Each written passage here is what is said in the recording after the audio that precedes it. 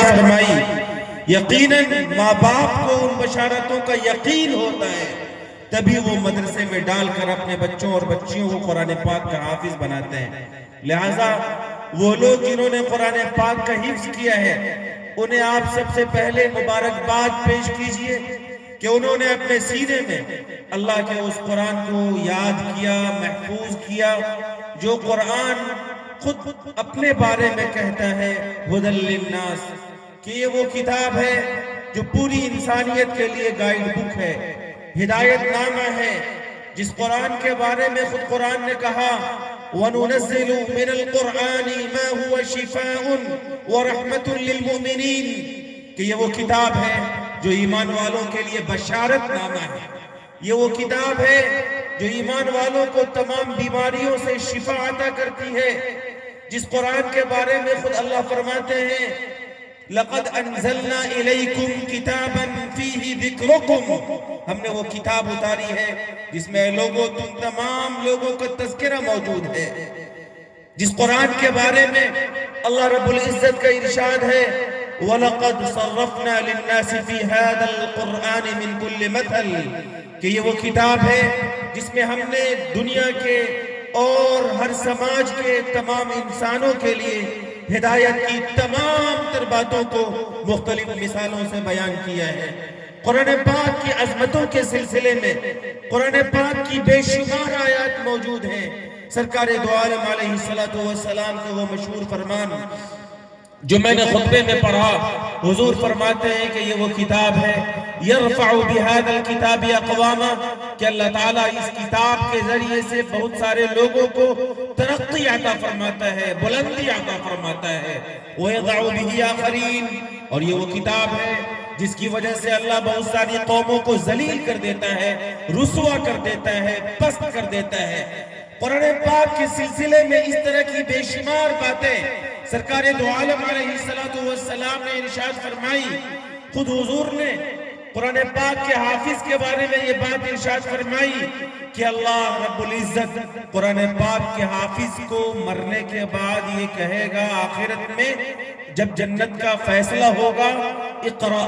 ورتق ورتل کما کنت ترتل فی الدنیا، پڑھتے جاؤ جنت کے درجوں پر چڑھتے جاؤ، تمہارا مرتبہ تمہارا مقام وہاں ہوگا جہاں تم پڑھتے پڑھتے ٹھہرو گے۔ جس قرآن کے حافظ کے بارے میں حضور نے فرمایا کہ قرآن پاک کا حفظ کرنے کے بعد جو لوگ اس پر عمل کرتے ہیں البس والداہ تاجا یوم القیامہ، ان کے ماں باپ کو اللہ رب العزت سورج سے بھی زیادہ روشن تاج عطا کرے گا۔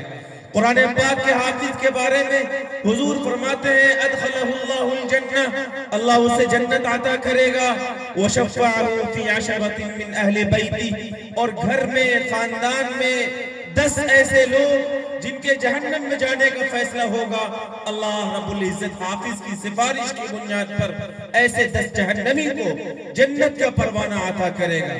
اس طرح کی بشارتوں اور وعدوں کی وجہ سے یقیناً مبارکباد پیش کرنا چاہیے ان بچوں کو جنہوں نے اپنے سینے میں اللہ کے اس پاک قرآن کو محفوظ کیا ہے۔ میرے بھائی اور میرے بزرگوں،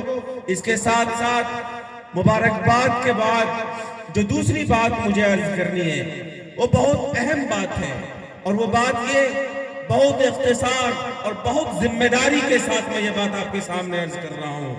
ہم سب ایمان والے ہیں اور ہمارے ایمان کا حصہ ہے، ہم نے سنا ہے، ہم نے پڑھا ہے، ہم نے اپنے بزرگوں سے بارہا اس کا تذکرہ سنا ہے، اور صحیح سنا ہے کہ اگر قرآن پاک کو کسی مرنے والے کے پاس پڑھ دیجئے تو اس کی روح آسانی سے نکل جاتی ہے۔ سورہ یاسین کا تذکرہ کسی قریب بمرگ اس شخص کے پاس کیجئے جس کی روح جاگنی کے عالم میں ہے، ابتب کے عالم میں ہے، آپ نے وہاں سورہ یاسین پڑھ دی، آپ نے وہاں قرآن پاک کی تلاوت کر دی، تو یہ وہ قرآن ہے جس کے اندر ایسی رحمت ہے، جس کے اندر ایسی شفا ہے کہ اللہ رب العزت اس قریب بمرگ کی روح بڑی آسانی کے ساتھ پرواز کر لیتا ہے۔ آپ نے سنا ہے اور صحیح سنا ہے کہ اگر کسی گھر میں بھوت پریت کا جنات کا بسیرا ہو، حضور کی حدیث ہے کہ وہاں سورہ بقرہ پڑھی جائے، وہاں قرآن پاک کی تلاوت کی جائے، تو اس گھر سے شیاطین کا جنات کا بسیرا ختم ہوتا ہے۔ آپ نے سنا پڑھا اور سمجھا ہے، خود حضور فرماتے ہیں کہ اگر کوئی شخص رات کو سورہ واقعہ پڑھے لم تصبہ فاقہ، اسے کبھی فاقہ نہیں آئے گا، اسے کبھی محتاجگی نہیں آئے گی۔ سرکار دو عالم علیہ السلام فرماتے ہیں کہ جو آدمی صبح کو سورہ یاسین پڑھ لے قضیت حوائجہ، اللہ تعالیٰ اس کے دن بھر کی ساری ضرورت پوری کر دیتے ہیں۔ ہم لوگوں کا یقین ہے، ہم لوگوں نے احادیث میں اس کا تذکرہ سنا ہے، لیکن میرے بھائیوں غیور بزرگوں یاد رکھیے، اگر آپ صرف اتنا ہی سمجھتے ہیں کہ قرآن پاک ایک شخص کی جان نکلنے میں سہولت کرنے والی کتاب ہے، اگر آپ صرف اتنا سمجھتے ہیں کہ قرآن پاک گھروں سے جنات کو بھگانے والی کتاب ہے، اگر آپ صرف اتنا ہی سمجھتے ہیں کہ قرآن پاک سے گھر میں فاقہ نہیں ہوگا، قرآن پاک سے ہمارا مسائل ہمارے مسئلے حل ہوں گے، اگر آپ صرف یہی سمجھتے ہیں کہ شعبان کا مہینہ ہے چلو پڑھ کر اپنے مردوں کو بخشوا لو، میرے بھائیوں اگر صرف آپ اتنا ہی سمجھتے ہیں تو غلط سمجھتے ہیں۔ یہ بات یاد رکھیے گا کہ اللہ رب العزت کا ایک عظیم انعام، اللہ رب العزت کا ایک پاورفل تحفہ قرآن پاک کی شکل میں آج میرے پاس اور آپ کے پاس، اس امت کے ایک ایک فرد کے پاس موجود ہے۔ قرآن پاک صرف مردوں کو بخشوانے کے لیے نہیں آیا، بلکہ اللہ رب العزت نے یہ کتاب ہمیں اس لیے عطا کی تاکہ ہم اپنے مسئلوں کو قرآن پاک سے حل کریں۔ قرآن پاک اس لیے عطا کیا گیا تاکہ ہم اس قرآن کی روشنی میں زندگی گزار کر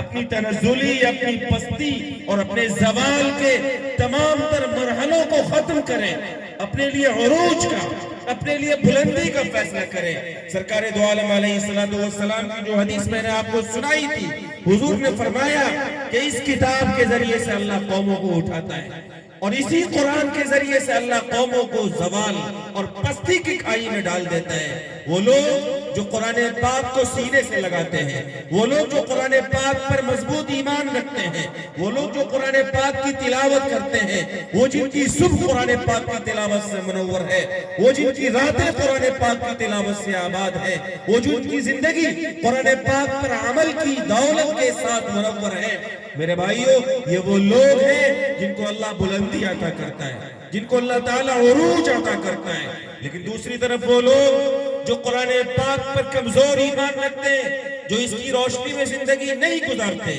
جو اس کی تلاوت نہیں کرتے، جو اس کے پیغامات پر عمل نہیں کرتے، یاد رکھیے گا کہ دنیا کی ساری طاقتیں ان کے ساتھ ہوں، وہ دولت میں نہایا ہوا ہو، پھر بھی اس کے لیے عروج کا فیصلہ نہیں ہو سکتا، اس کے لیے ترقی کا فیصلہ نہیں کیا جا سکتا۔ امام کائنات علیہ السلام نے اسی لیے ہم سب کو بہت صاف لفظوں میں بتایا،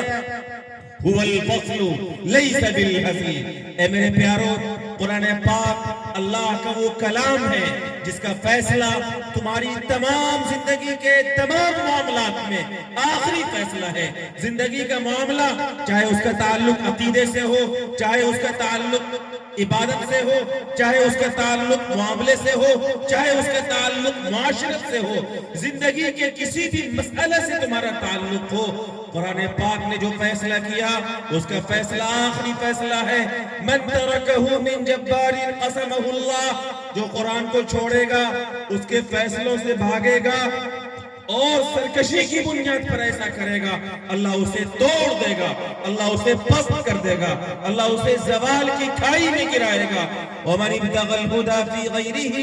أَضَلَّهُ اللَّهُ۔ اور لوگوں یاد رکھنا، جو قرآن کے علاوہ کسی اور طریقے میں زندگی گزارتا ہے، شادی کا موقع آتا ہے، قرآن پاک نے کہا اسراف نہ کرو، فضول خرچی نہ کرو،